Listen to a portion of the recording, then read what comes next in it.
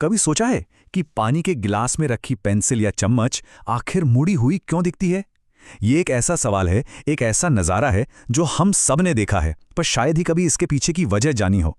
तो चलिए आज इसी दिलचस्प पहेली को सुलझाते हैं। यही वो सवाल है ना? एक सीधी साधी छड़ी या पेंसिल पानी में जाते ही मानो टूट सी जाती है। ये कोई जादू नहीं है। इसके पीछे का जवाब विज्ञान की एक बहुत ही कमाल की घटना में छुपा है। और वो घटना है प्रकाश का अपवर्तन, या जिसे हम अंग्रेजी में रिफ्रैक्शन कहते हैं। अब ये भारी भरकम शब्द लग सकता है, पर इसका मतलब बहुत आसान है। जब भी रोशनी एक चीज से निकलकर दूसरी चीज में जाती है, जैसे हवा से पानी में, तो वो अपने सीधे रास्ते से थोड़ा सा भटक जाती है, मतलब मुड़ जाती है। बस इसी मुड़ने को अपवर्तन कहते हैं। इसे ऐसे समझिए, मान लीजिए प्रकाश एकदम सीधी खाली हाईवे पर चल रहा है, जो कि हवा है। जब तक वो उसी हाईवे पर है, वो सीधा ही चलेगा। लेकिन जैसे ही वो हाईवे खत्म होता है और वो एक अलग तरह की सड़क जैसे पानी में घुसता है, तो उसे अपनी दिशा बदलनी पड़ती है। प्रकाश का यही मुड़ना, यही दिशा बदलना ही अपवर्तन का पूरा खेल है। अच्छा, तो ये तो समझ आ गया कि प्रकाश मुड़ता है, पर सवाल ये है कि क्यों?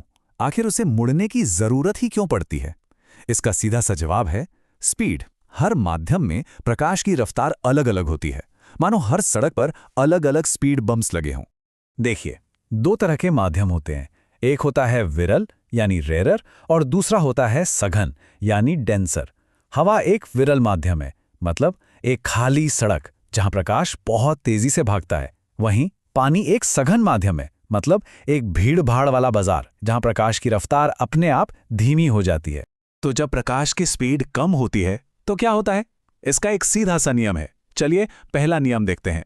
जब प्रकाश एक हल्के माध्यम जैसे हवा से एक भारी माध्यम जैसे पानी में दाखिल होता है, इस हालत में प्रकाश की किरण अभिलंब की तरफ झुक जाती है। अब ये अभिलंब क्या है? ये बस एक काल्पनिक सीधी लाइन है जो सतह पर 90 डिग्री का कोण बनाती है, ठीक उसी जगह जहां प्रकाश टकराता है।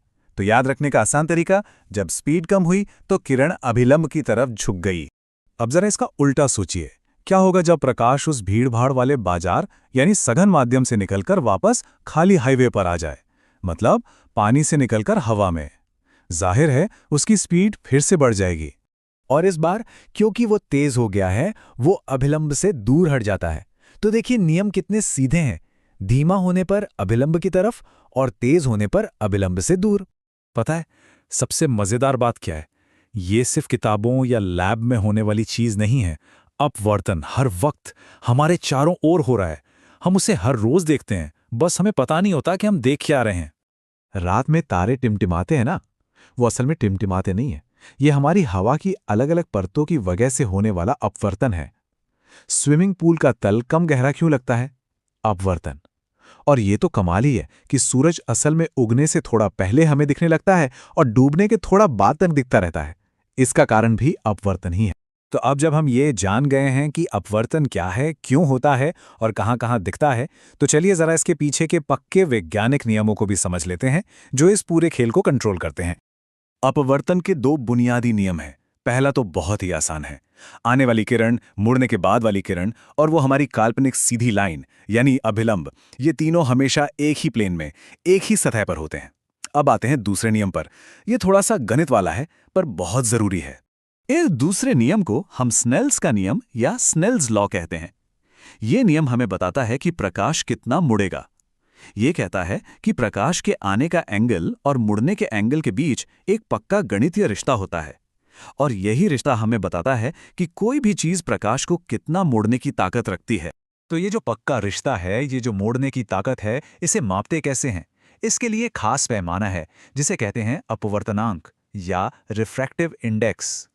अपवर्तनांक असल में बस एक नंबर है जो हमें ये बताता है कि किसी चीज के अंदर जाने पर प्रकाश की रफ्तार कितनी धीमी हो जाती है।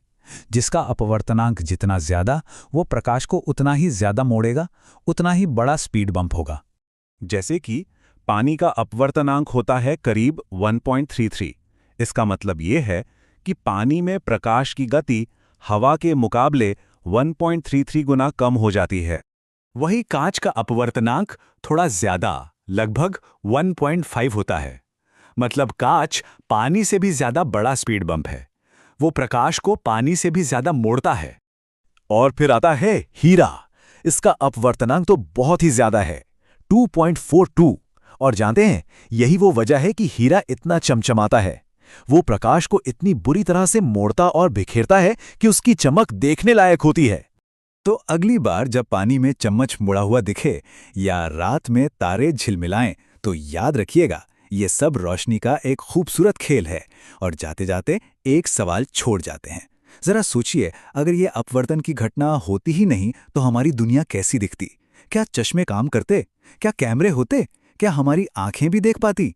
सोचिएगा जरूर।